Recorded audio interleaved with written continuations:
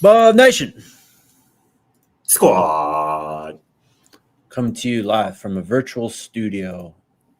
It's DNVR Buffs live on a beautiful Monday. The Julian Lewis era is underway, Scotty. We've done it. We made it, brother.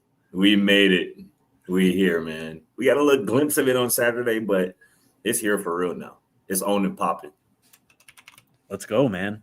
I'm excited. Been waiting literally all season for this, so I'm pumped. We'll get into that. We'll talk Big 12 and college football Week 10 takeaways, and Colorado men's basketball starts tonight as well. You gonna be at the game? Stay tuned. I don't want to give away my whereabouts, so I can't be letting people know where I'm going to be before I be there. You know what I'm saying? That's true. You're high profile. Are you going to be there? You know, I can neither confirm nor deny that, sir. Good answer. Let's start with it then. Julian Lewis, it was officially confirmed yesterday. I believe it was Matt Zenitz at 247 Sports who was first. Colorado's just going to move forward with Juju now. I mean, we saw it for I don't know, a little more than quarter and a half or so last Saturday. Yeah.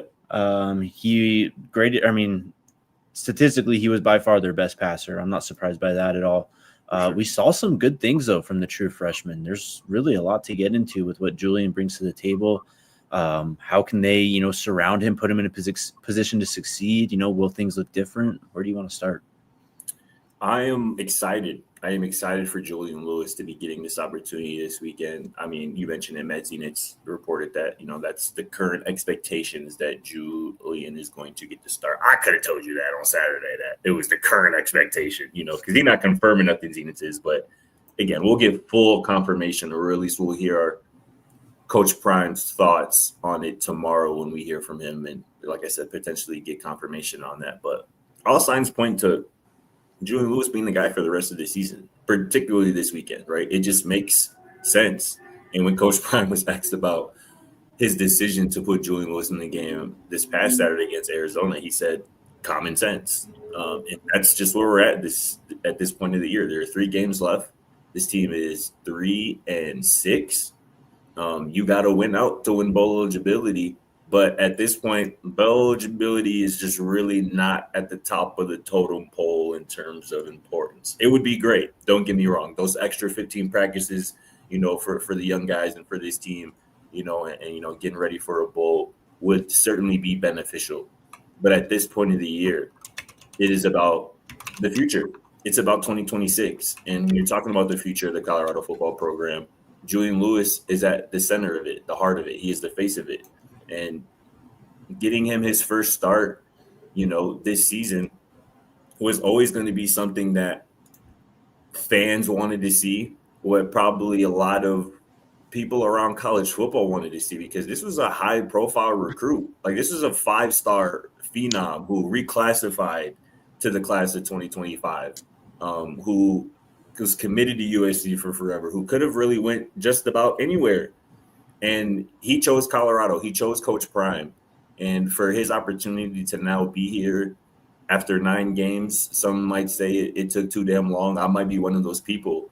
But the time is here. And he showed us, Julian did, glimpses of his talent. You say it all the time, man. The arm is live.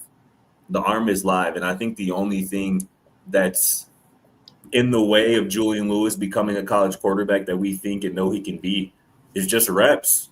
It's just opportunity. It's just being out there and seeing blitzes and seeing coverages and seeing pictures change pre-snap to post-snap and just getting his feet wet and getting more comfortable. That's the only thing that's in the way, like I said, of him being that guy. So it's a good opportunity this weekend. It's on the road, which isn't ideal, but, you're playing a team that has only won a few games. Actually has won as many games as Colorado has won this year. West Virginia, their defense is certainly not their calling card. So this is a good opportunity for Juju, and I'm excited for it. 100%.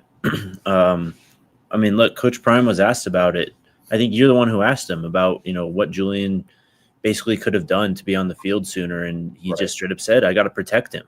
Right. And I know a lot of people have questions about this, so let's talk about it real quick. You might not like what you hear, but this is just what we've been told, what we've heard. I mean, the kid's young. He was 17 when he showed up at Colorado. He reclassified. There was a lot to learn, and the talent was obvious from the get-go. That's why you saw the well-off clips of him rolling out, hitting guys coming back towards the line of scrimmage, making, dropping dimes along the sideline. Like, the talent's obvious. He's been playing football since he was a little one, 8 years old, 7 years old, probably even younger than that. He started playing football. So it's different at the college level, man. As you mentioned, it's faster. When you get those live bullets flying in the college game, the pictures change in pre and post snap.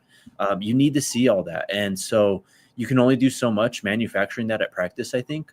You can try your best to do that, but it's just not real. You don't have 11 guys really trying to take your head off, trying to take the ball away from you like on every play like you do in a real live game. So look, there's just a lot at play here. And we can talk about, the decision to bring in Caden Salter. And again, it made sense from a football standpoint. You had one of the worst, if not the worst, running games in college football. You brought in this running quarterback. That was the goal for this season, was to run the ball better, to have Caden kind of lead that charge. It didn't work out. Coach Prime stuck by Caden, and now he has no choice. As Neely said on the postgame show, they went through the damn depth chart, the almost entire depth chart for quarterbacks on Saturday. And so Julian showed something, and now you're just at a point in the season where it is time to turn the page to the future, I think. Obviously, bowl eligibility is still in front of you, and you can still get to that with a win this weekend. But it's a long process, and this is a young kid who is very talented, and it is finally time. I know it's probably not as soon as some people as we wanted to see, but it's here and it's happening, and there's just a lot at play. You got to remember, these are people. Like, a football team is just a group of hundreds of people. And that can be, we all deal with our family, our friends, like dealing with 5 to 10 people at a time at times. And their different aspirations and goals can be really difficult. And so now multiply that by 10, by, 20. That's what it's like dealing with a football team. And so that's as best as I can describe what happened there. So if you don't like it, I'm sorry. This could just give Colorado football fans a new, lease on life, so to speak. I think Unc mentioned it during the show. I don't even know when you said it. It might have been after the game Saturday. It might have been pregame, or maybe the time before we spoke to him. But let's just envision a scenario where Julian Lewis leads this football team to 3 straight wins to end the year. And you finish the year 6-6, you get the bowl eligibility. Not only do you get the bowl eligibility, but you just went 3-0 with your true freshman starter as, quarterback as your starter. And again, that is not something that we should be expecting. That would be a lot. That would be heaping a lot on Julian Lewis's shoulders as a young guy. But again, like I said, that's on the table, because again, this team has showed you that when things are going well, that they can play with just about anybody. And it's not like there are world beaters on the schedule the next, let's call it 4 weeks, including the bye. So if that happens, you're 6-6, you're feeling pretty good as a fan base, as a program. Now, again, say that happened doesn't mean that you don't make changes elsewhere around the edges, because we saw what has happened the last 2 weeks when you've been outscored 105-24. That's still inexcusable. But I will tell you this, though. The one thing that has me just a bit worried about Julian Lewis starting this weekend and potentially the rest of the year, and the things that have still plagued this offense, particularly the coaching, the offensive coordinator, the play caller. Straight up, Caden Salter regressed. And as much as that is on Caden Salter, that is on the coaching that he has received since he has got the Colorado. And Caden Salter and this offense haven't been put in the best position. Again, from a play calling perspective, from a preparation perspective. And it would be kind of silly to just assume that that's just going to change just because Julian Lewis is in there now. You need more of it. You need coaching to be better now that you have a true freshman at quarterback now. You know what I'm saying? And I just don't know if this offensive coaching staff is capable of giving more or being better at this point. I think ideally, it sounds like changes to the coaching staff in terms of coaches being relieved of their duties. It seems like that's just not happening this year. But this offseason, at this point in time, but this offseason, that has to be priority number one, is getting a creative OC, young, old, experienced, inexperienced, but a creative OC who can gel and grow with Julian Lewis. That has to be priority number one this offseason, because as talented as anybody is, you need coaching. You need help. You need to be prepared. You need to be put in ideal situations, game to game, down to down. And that hasn't been the case for this offense this year. So, and people are mentioning the quarterback coach. Yes, add that to the list as well. And do not make it be, this is going to be our OC and court. No, that has to be two different positions. You know what I'm saying? To help this young guy develop the way you want him and need him to kind of save this program for where it has gone the last couple of weeks. So that's my biggest thing. Like I said, it doesn't seem like it's going to be changes to that coaching staff over the next month before the season ends. But this offseason, that decision has to be made with Julian Lewis in mind. And I would even go as far as to say that him and his family potentially should be involved in that decision in terms of who you hire to bring in. So, I mean, look, that the coaching staff is going to change in some regard. It happens every offseason in football at almost every level. The coaching staff hardly ever comes back just Control C, Control V, copy paste year over year. So for sure, though, I mean, that has to be. It's now the most important thing when it comes to this organization, this football program, is the development of Julian Lewis. I mean, all your chips are in on Julian Lewis at the center of the table. The future of the program completely lies on his shoulders. And so I'm sure, I mean, Coach Prime talked about it. Again, he talked about protecting him. And I think that, obviously his health and all that played a massive role in, where Julian is in his development and maybe being a little bit behind where we want him to be right now. But again, was a 17-year-old kid. He's 18 now, super young. I think that, this year in general, too, was just a learning experience for Coach Prime, too. Yeah. Obviously, the health struggles and all that. I think he was somewhat limited in what he could have done, especially, once we hit after the spring game. I mean, what are you going to do at that point, especially when you're away from the program and you're, recovering from cancer, man? Like, you're not really in a position to help out the football team. I'm sure he knew that. I'm sure that ate at him, too. So, I'd expect some changes for sure. I hope they get a quarterback coach. When it comes to Saturday, though, what we saw from Julian, he was confident. He was throwing downfield. He was making passes. He was getting these receivers involved. Like, I don't know how much different it actually looks, and I don't know how much different it can look too, right? I mean, again, you're in the middle of the season. Like, even if you changed play callers or whatever, like, you're still stuck with this offense. What you've installed all year long is what you have to call plays from. So I don't know how much different it'll look. I'm sure there's going to be some wrinkles, but we never really saw Caden get out on the perimeter, move in the pocket, trying to look for a pass downfield. You saw Julian do that a couple times, though. Maybe you roll him out a bit more. Obviously, he's got some wheels. I don't think quarterback run should be in the ball game right now, but give him some quarterback options on the perimeter where he can either run out of bounds or throw a pass. So hopefully the offensive line, we'll see what happens with Xavier Hill. If he's able to come back and maybe solidify the guard spot a bit, that would obviously be a massive boon for him, for the whole team and the running game. And that's what you're going to have to do. I mean, this is classic, like, NFL rookie quarterback stuff here. You're going to run the ball. You're going to put him in position to succeed. You don't want him throwing the ball 40 plus times a game. But if he's out there slinging it and that's what's moving the football, then loosen the reins a bit more, like give the kid a bit more to, try and experiment with. So it's going to be a lot of fun. I'd preach some patience. Obviously, this is, again, a young player. He's not going to be perfect, but what we saw on Saturday is very, very hopeful in my eyes. 9 for 17, 121 yards, 1 touchdown. I don't remember really him putting the ball in harm's way either. Did you look ready to you on Saturday? As ready as he could at this point. He didn't look like a deer in the headlights out there. I've seen worse quarterbacks at CU go out there. Facts. Swear. And that's just the thing too. Like, as I kind of get back to Shurmur here, when the coaches say that, when Coach Prime says that Juju's he's not fully ready. That has to also fall in the coaching.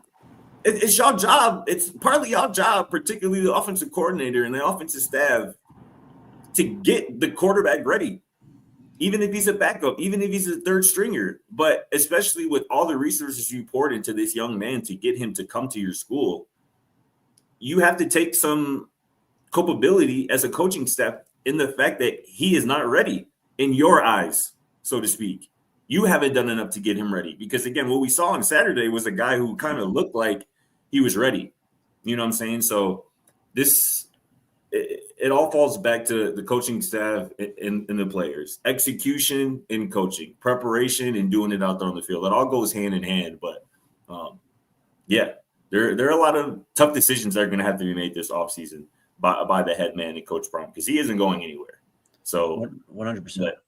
He knows. He said it. He has to fix it, and there are ways to fix this mess. But like I said, it's going to take some difficult decisions and so maybe some things he doesn't want to have to do, but things that he has to do for the betterment of the program. Well, okay, and so what you said about the coaching, I agree. I'm not trying to defend Pat Shurmur and the coaching staff for what's gone on this season at all. Like they have to be better, simply put. But what I saw on Saturday, Julian's a gamer, though, man, and. Yeah. We've kind of had this discussion before with players, young players, high-ranking, highly acclaimed players at this program. I mean, I hate to keep using him as an example, but Cormani McLean, it was the same thing. The talent was obvious. Like, the guy could play. And it's a totally different situation for Cormani. I mean, he clearly had some growing up to do. He's becoming a great player in all aspects right now. It seems like he's really – locked in and doing what he can at Florida in terms of on the field and off the field. But he went in the game and he was just gaming. That's what Julian did. And with Coach Prime, it's just, a lot more coaches I think would be willing to let the gamers be gamers. But just Coach Prime, he's always preaching about turning guys into pros. And, how you do one thing is how you do everything in Colorado. Like there's a certain standard, not just on the field, but how you carry yourself at Colorado. And I think Julian was just learning that. And I think that's what Coach Prime wanted to see. Again, the first words out of his mouth when you asked him that question was, I got to protect him. Protect him. Like he knows the talent that Julian, he saw it every day. Like it's just when you have a kid this young, man, I can totally understand where Coach Prime's coming from and wanting to protect him, even though it is very frustrating to us when the quarterback play on the field is just not up to par. And we know that Julian could probably just walk in the game and do better. Like it's frustrating. I get it. We all live through it. So. And I think that comment, I got to protect him, is probably threefold, but I think twofold from two perspectives I want to look at right now. The main thing that Coach Prime was talking about in the answer there in terms of protecting him was from criticism on social media. And that is kind of where college football fans and Colorado football fans in particular kind of got to look themselves in the mirror a little bit. With the way that players are talked about, and I get it. They're getting paid now. And that in itself kind of opens them up to even more criticism that they've faced maybe even, 10, 15 years ago. But Coach Prime is right because you go out there, particularly for his team at Colorado under those lights, and you don't perform up to how people think you should, they're going to dog you on social media. Make diss tracks about you. Exactly right. That's just the state of the world of affairs of college football that we live in right now. And Julian Lewis, even as a true freshman, as loved as he is by many and most, that doesn't make him exempt. And Coach Prime knows that he is one bad performance, one even bad throw away from being a pariah on social media and being hated on and talked about on social media. So I like that he's trying to protect them from that standpoint. But also I wonder if he's trying to protect him from what we've seen this season in terms of the play caller and the coordinator and the inconsistencies in preparation and whatnot. Like maybe Coach Prime just looks at his offense like, I can't put this young man behind with these guys out here right now. Because if the fifth-year senior can't get it done, I'm thinking, just trying to put myself in Coach Prime's mind. The fifth-year senior can't get it done. What sense does it make for me to see if the true freshman can get it done? So, go ahead. I was gonna say not just that, but like your top two wide receivers are like showing up late and missing stuff at like, you know what I mean? Like there's a lot going on right now. For sure. Agreed. Sorry, I didn't mean to cut you off. You can finish. I was kind of finishing there though, but that was what kind of came to my mind when he's talking about protecting him. It's not just about like physically, like I don't think he's worried about him getting hurt, but it's about protecting his mental just as much as anything. Because he literally said his answer too. He was like, people are quick to clap, but you have a bad game, you have a bad series, and they're frying you on social media. And Coach Prime goes, now he got a mental health situation. He goes, I don't want these for none of these young men, because that's real. Shedeur didn't give a damn. People could dog on Shedeur and talk about him all damn day. I mean, he was forged in the fire. Exactly, but not everybody is like that. And certainly not everybody is like that at 18 years old as a true freshman in college. So people, I think, oftentimes forget about the human element of this as well. Yes. And you brought it up earlier when you were like, a football team is made up of people, 120 plus people. It's a very unique and sensitive organism that you have to handle as such. You got to handle it with care. And it seems like Coach Prime is trying to handle the Julian Lewis situation with care. But at this point, it's time. We got to see him. So, for sure.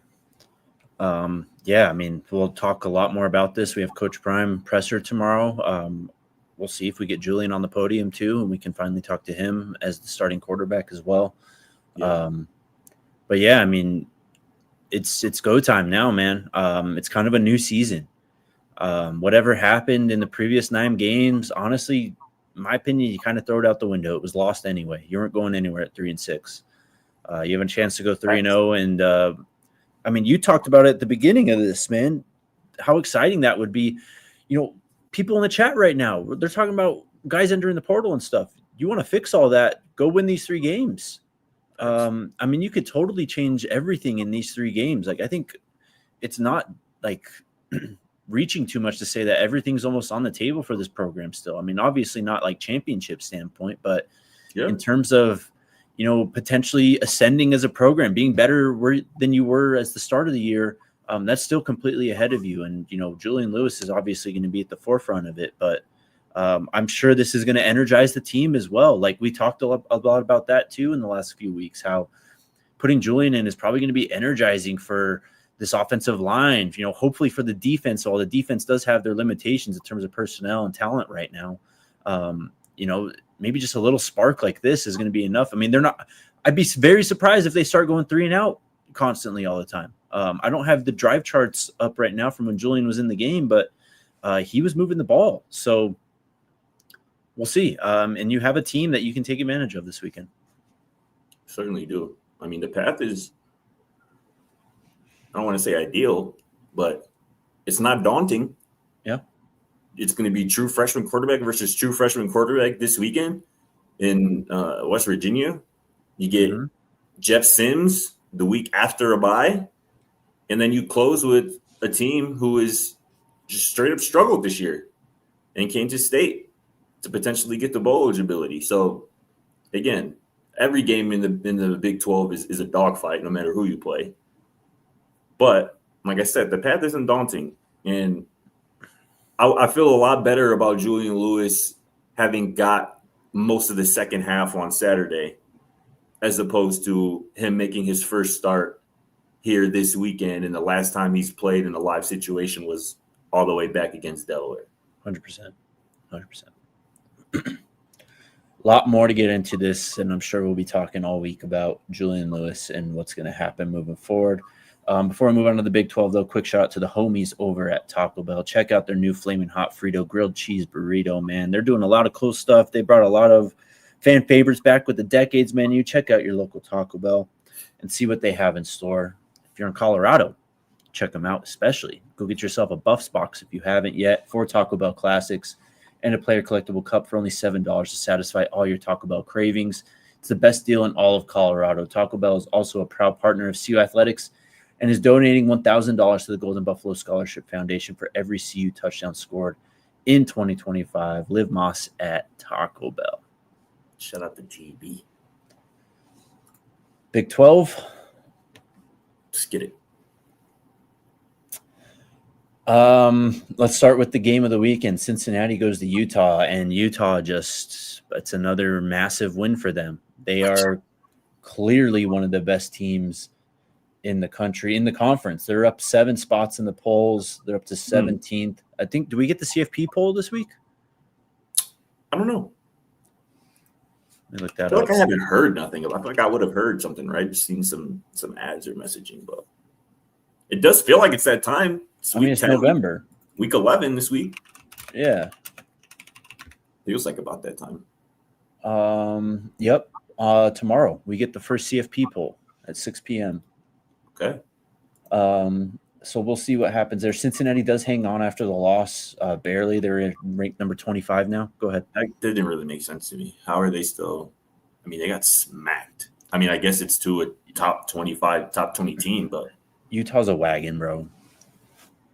Okay. BYU must be good as hell then. It looks like there's 3 teams that are really good in this conference. It's BYU, Texas Tech, and Utah. Yep, it does. Why did this just do this? So in the conference standings, I mean, that was Cincinnati's first loss, though. So they're still in it. They're technically ranked ahead of Utah in the Big 12, too, when it comes to those losses. But it's Cincinnati who has the sweet schedule to finish, right? Is that who, or was that Houston we were looking at? I think. So Cincinnati has Arizona, BYU at TCU. I would not call that sweet. Yeah, it's Houston then. Yeah, Houston. They have UCF, TCU at Baylor. So, but yeah, Utah is just I don't know, man. They're hitting a groove. Devin Dampierre is back at quarterback. He threw a terrible interception, but otherwise he's just running around there making plays too. Any thoughts? They're nice, bro. They might have really got their swag back, and that's just such a tough place to play at night.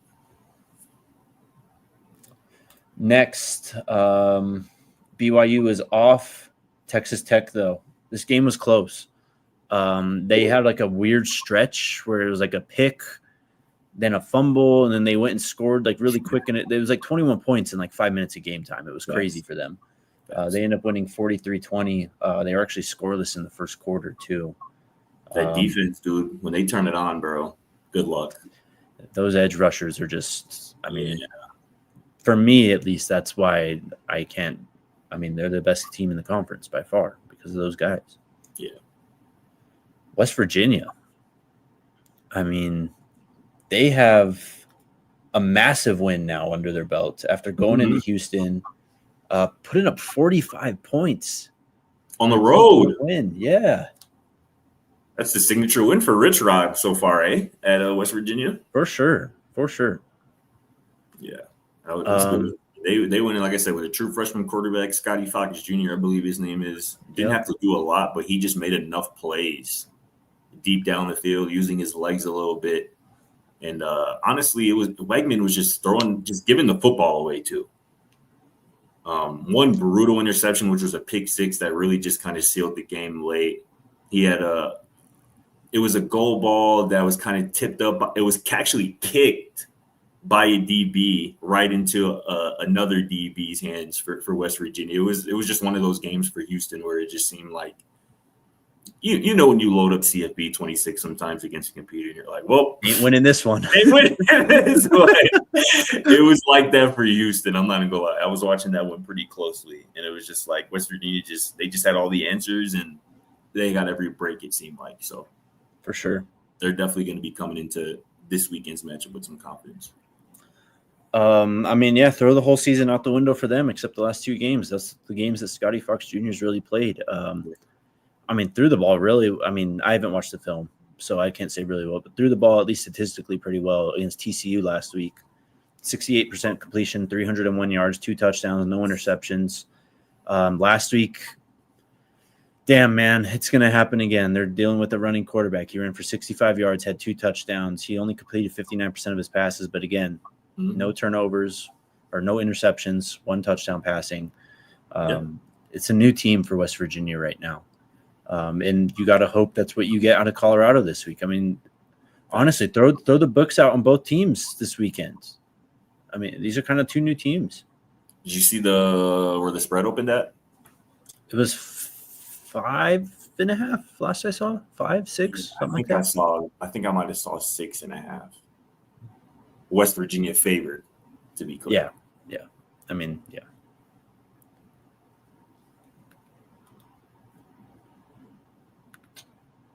Yeah, it's crazy. What's next? ASU. Jeff Sims. Jeff Sims, man. Setting an Arizona State record for rushing yards by a quarterback in a game. Shout out to him, man. 228 rushing yards. For the team, right? No, that's what Jeff Sims did, bro. What? He ran for 228 himself on – no way. He had 29 carries for 228 yards, 7.9 yards per carry, and 2 touchdowns. He had an 88-yard touchdown. Wow. Yeah. I mean, Kenny Dillingham. You're just going to that shit up. You're going to see it the rest of the year in terms of quarterback run. Scotty Fox is going to do it.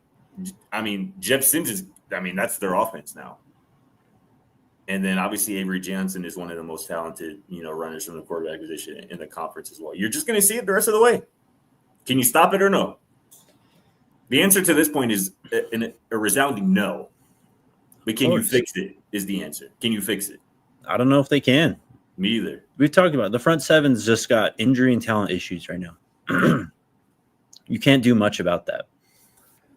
Iowa State just seems to be falling apart. I think the injuries are kind of mounting up, and Rocco's just not playing at the level he was earlier in the year. So that's what you get. I still can't ran for 228, bro. Yeah, it's crazy. That's insane. Baylor put it on UCF 30-30. Kansas put it on helpless Oklahoma State 38-21. That's the Big 12. We had another coach fired too, Hugh Freeze. Yeah. It's one a week. These big jobs, one a week. This is going to be insane, bro. For sure. We're into November now, so now they really going to start picking up. Yep. Did you sell a fake one where it got some traction about the Maryland coach getting fired? Did you see that? Oh, I did see that because I thought they did fire Loxley. Yeah, and they didn't. It was just cap. People got to stop doing that. It's so lame. It's a wild time and world we live in right now. It is. Anything else on the Big 12? That's really all I got, I think. Some big games coming up this weekend. You got BYU, Texas Tech. Yeah, 8 versus 9. Sheesh. Yeah, it's massive. A lot of teams on bye. During the Colorado game. Always is. Always is. Literally. Last thing we have to talk about for the diehards, the ones who care. CU basketball season starts tonight. They got Montana State at the Couriers Event Center. Yeah. This is a team that is kind of really new, brand new. A lot of young players. Isaiah Johnson been getting a lot of hype that we've been hearing. Mm-hmm. We'll see what happens tonight. No doubt about it, man. This is I rock with Tad Boyle, man. What a guy. What a coacher.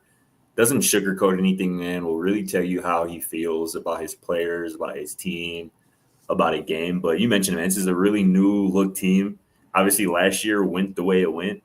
And, you're playing in the Big 12 in college basketball nowadays. It's the best, straight up the best conference in the sport. So you're going to be in a dogfight every Big 12 game. But you mentioned it opened up with Montana State tonight. If you want to really get some excitement, for this team, you're going to have to really rack up and stack some wins here in the non-conference before that Big 12 slate begins. But I'm excited about some of these young guys. You mentioned Isaiah Johnson. We've heard a lot about these young guys. This is going to be a lot of freshmen, some transfers. I'm really excited for Barrington Hargreaves as well, the transfer, who I assume is going to kind of be leading that backcourt along with some of the young bulls. But, Elijah Malone's back as well.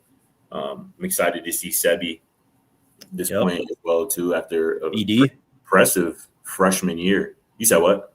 BD? Yeah, BD, for sure. This team got some exciting pieces. It will be fun to see how they kind of put it all together starting tonight. No doubt. Give us something to talk about, CU men's basketball. Do it. Facts. Do it. Facts. Anything else, brother? Shout out to your Want to read this from Kev? Kev says, no cop-outs allowed. Prime had plenty of time in the portal to get it right before his illness. He put this team together. No more NFL experience. No more hiring friends. We want to win.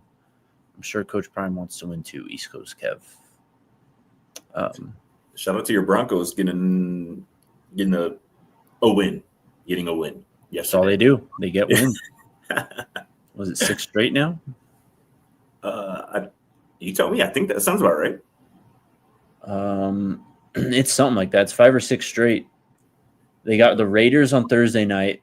Right. So you get a mini bye and then a massive, massive, massive game a week from Sunday at home against the Kansas City Chiefs. Wee. Broncos are also 2 games up on the Chiefs in the division right now. 2 games, yep. They got to hold on to that. We'll see. We're going to need the Chargers. Go ahead. That's the path, bro. I'm not going to lie. Hosting playoff games is what y'all need to do. Like, I don't even know who's the 1 seed right now in the AFC, because the Colts just lost, right? Y'all are both 7-2 now. Well, that's exactly it, Scotty. There's a 3-way tie at the top of the AFC with the Colts, the Patriots, and the Broncos. It's just like the good old days. Yeah, bro. Y'all have to. The number 1 seed might be most important to y'all than anybody else, I think. If y'all get the number 1 seed in home field throughout, that could be something. It's how they won it 10 years ago. We'll see. Yeah. Shout out to your Bears, too, though. What a game. So, of course, I'm at the bar. I'm watching the Broncos game, doing the watch-along and all that. Yeah. And I'm walking out the bar, and I just turn on Red Zone on my phone. And the first play I see is the Colston Loveland crazy. Big Colston. Shout out Colston. Gee, I was going to cry, I ain't gonna lie. I was really going to tweak out. Your team scored like almost 50 points, bro. But they was going to lose. They literally blew the game. They blew the game until Colston Loveland and, of course, Caleb Williams bails us out there. But, yeah, we was really going to lose to Joe Flacco, G, in the most ridiculous fashion. But I'm not gonna, get on that. Hey, Colston saved us, and we're back on track, baby. We needed that one. Cornholey's right. I should have known. Colston Loveland in Ohio on the road. He's just gonna ball out every time. But y'all put up almost 50 points. When's the last time the Bears even did that? I'm happy about that. Don't get me wrong. But also, the Bengals quite literally are the worst defense in the league, probably. Yeah, but we talked about it. Like, yeah, your corners were out either way. You just had to hang on. I told you that before. I was worried because Jamar and T could do what they did pretty much, especially T. Higgins. He was unguardable yesterday. Yeah, some insane catches in the NFL yesterday. That was for real. But I mean, Ben Johnson said that after the game, and I loved it. It was perfect. Don't apologize for losing. 100%. Don't apologize for losing, especially in this. Broncos completely understand that. For real. Can't apologize for losing because you'd rather have one of those wins than the opposite, For sure. All right, let's get out of here. Be back tomorrow. We'll see what Coach Prime says. Maybe we get Julian as well. Stay tuned. Ooh. See y'all then. Let's go, Buffs. We all